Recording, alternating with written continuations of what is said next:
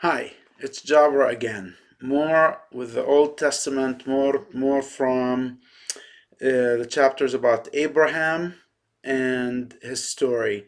This is from the chapter that is called Vayera in Hebrew, and that means "and he sees." These chapter titles in Hebrew are sort of like mnemonics for people to remember events that happened in each segment of the Torah. And my challenge for you, now remember, Vaira means "and he sees," is to look for this theme of seeing in these chapters, in the chapters that we've studied this week. And so tonight we will do the chapter 20 and chapter 21. It's covering the dealings between Abraham and Abimelech and the birth of Isaac and the second expulsion, this time for good, of Hagar. So these are the parts that I'm going to cover. Now, in this in chapter 20, it's really interesting. So Abraham is someone who's always on the move, and if you've noticed earlier, his moves have always been based on a command from the Lord. Remember, the previous segment was called Lech Lecha, which means let's go. That's sort of like God's command to him. Okay, leave Ur of the Chaldees and go to Haran, and from Haran you go to Canaan, and from Canaan you go to Egypt, and each time it's sort of a command given by the Lord for him to move. He's always either a refugee or a migrant, and we've seen earlier it's called the habiru, which from the verb abara, which means to cross. He's always on the move. But here he's leaving south. He's going south, and there is no order. There is no order to move. He's just going on his own. This is following the events in Sodom and Gomorrah. And it's understandable from my own personal experience when your country, the place you're living in, becomes so embroiled in turmoil and political struggle and destruction and all of these things. Your tendency is you want to leave, you want to go, and that's what Abraham does, and he goes to Gerar, and there he meets his king Abimelech, and his name means father of a king, or my father is king. Abi means father, Ab, and Malek is king. So he meets his king, and for the second time around, there is a conflict around Sarah. Sarah now is close to 100 years old. She's pregnant with Isaac. Apparently, her pregnancy didn't show, and Abraham asks her again to do him a favor. And the favor is, tell the people you're my sister. And I've spoken earlier about the Nuzi tablets, the Chaldean, Iraqi, Mesopotamian tradition of signing two contracts with a wife as a wife, and then you elevate the wife to a special status of sister. In those cultures, for some reason, that meant an elevation of status of the wife, especially when the wife came with wealth. It's not a tradition that's understood because it was written about in those Nuzi tablets that were discovered in Iraq in the early 20th century, but that tradition existed at the time, and Abraham is invoking it here. And so Abimelech basically takes her and adds her to her household, and with the intent of basically raising a family with her, uh, having a sexual relation. And before I go further, let's talk a little bit more about Sarah. Now, there are lots of articles out there, especially in the Orthodox and even Reform Jewish sects, where they talk about the beauty of Sarah, how she maintained her beauty even into old age, how the Lord had special miracles that didn't show any wrinkles. She looked like a young woman.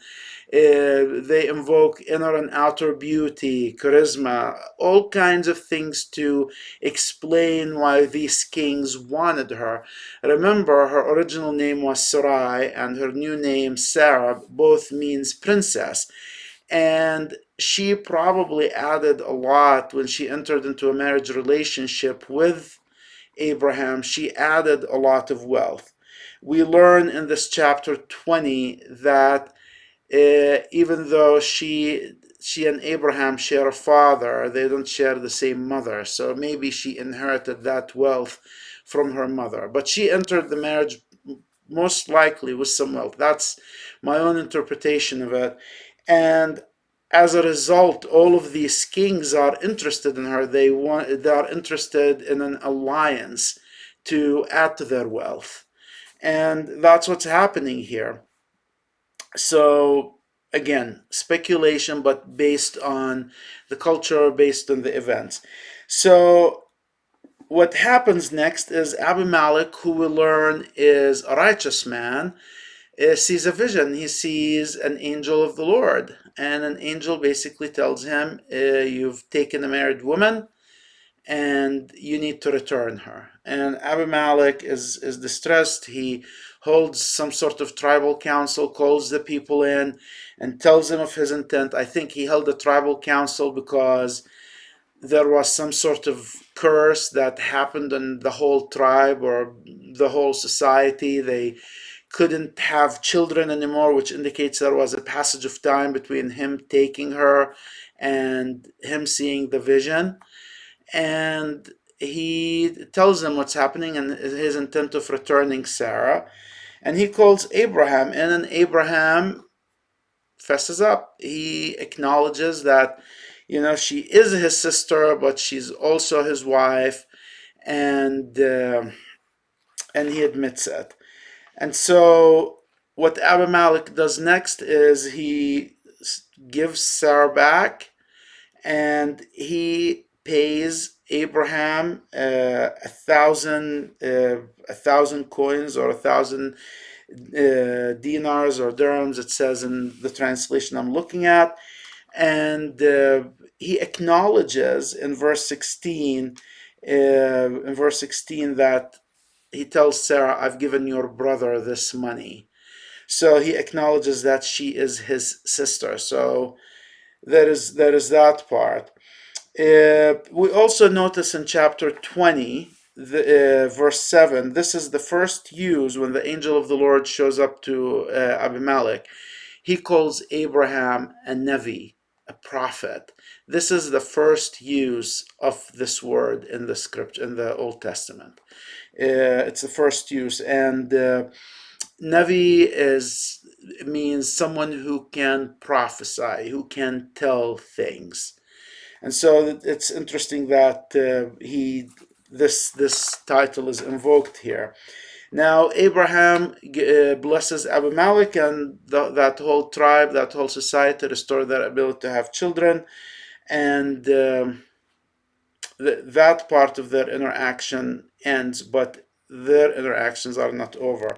Now chapter 21, what I want also you to notice is that there is a certain rhythm to the story of Abraham. The story of Abraham begins with an immigration, begins with the story of Sarah and the Pharaoh. And now, as we are approaching the closing chapters of the story of Abraham, you notice that that rhythm is repeating again. That is the story with Abimelech. It's the same as the story with Pharaoh. Now we have a repetition of the story of Hagar, who had Ishmael. Ishmael is much older, and Isaac comes in.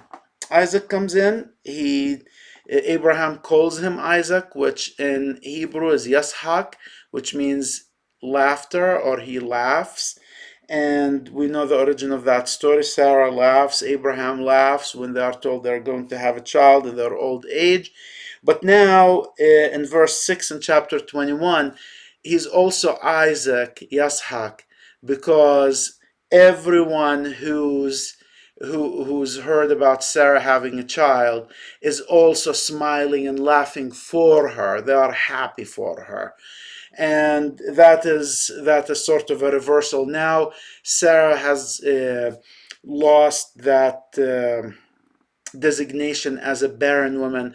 As I said earlier, women in that culture were looked upon as broken vessels. And now she's no longer broken, she's fixed. She can have children. She has this beauty where kings, go after her to kidnap her.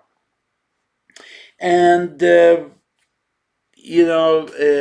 Abraham, he performs circumcision on him, and he has this great party.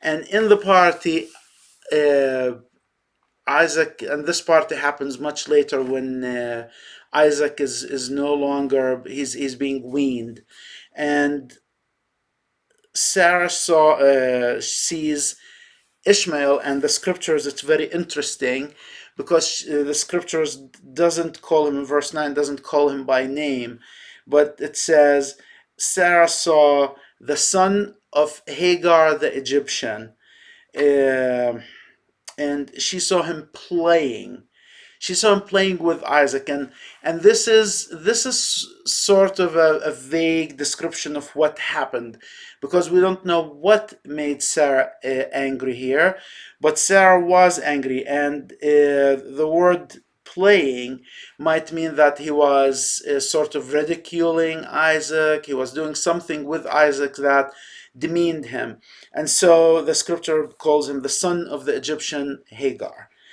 And she goes to Abraham and she says, kick her out. And he is not going to be an heir with my son. And Abraham is torn here. In verse 11, it talks about it was very difficult for him because of his son. He is his son. He is a part of the house of Abraham. He has been circumcised. He is a part of the covenant. But God tells him, don't be worried about the child and your concubine, but obey everything Sarah tells you. And because your posterity will be through Isaac, the people who will have the promise will come to you through Isaac.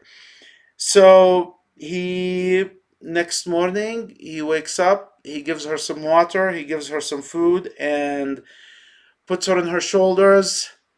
You can imagine it's a very hard moment for him. He's obeying this command.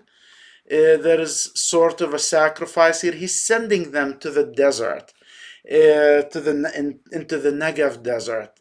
That's a very harsh desert, and they go, and they almost die. The child almost dies, but the Lord again vindicates Hagar, vindicates her and supports her for her trouble. And he tells her, pick him up. And we know Ishmael is old here. I don't know why pick him up. He must have been fainting. He must have been weak.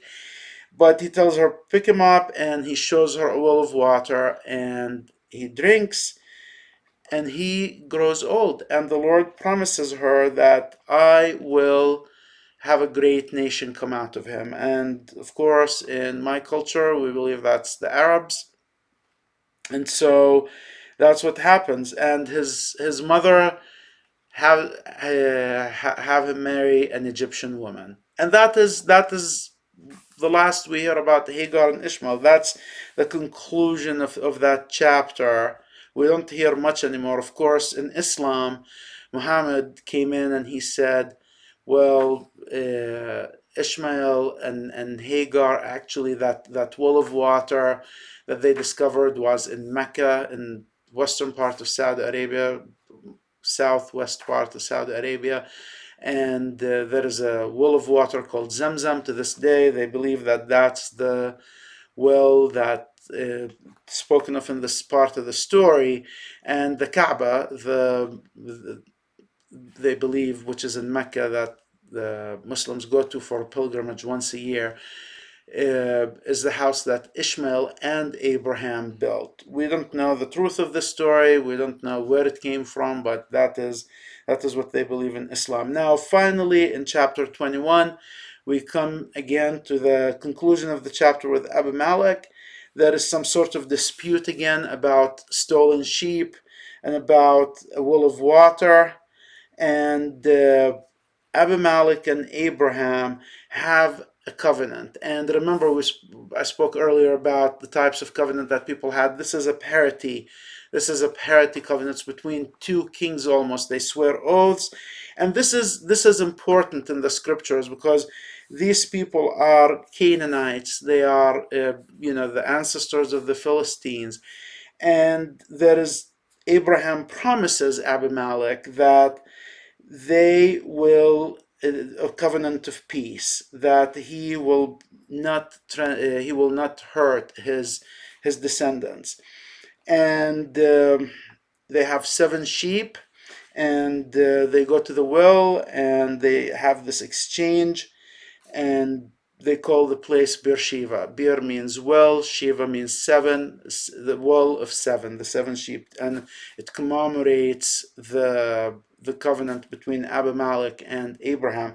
And there is a town in Israel, Palestine today. It's called Beersheba, and the name still stands. We don't know if that's where it happened, but everyone who believes in the Bible believes that's where it happened. And Abraham, then it concludes in chapter 21, verse 34, it says, Abraham lived in Palestine for a long time. He lived for a long period of time in Palestine. And that's the end of the chapter. Now the next segment will be the binding of Isaac, the Akedah, and that is a very rich chapter. I've been slowly getting towards it, but there are things in every chapter in the story of Abraham that's worth looking at. So we're looking at it play by play. So the next segment will be finally the story of Isaac and Abraham, and then we will get into the segment, the new parsha, the new part of the book of Genesis that's called Hayat Sarah, which is the life of Sarah, but ironically, it begins by the death of Sarah. So Sarah is very important. I've posted on Facebook, on the Facebook page, some quick short videos that I haven't been posting on YouTube, but you can go and look at them. I spoke about the women of the Bible and other things, some very short and quick insights. Thank you for watching this, and see you next time.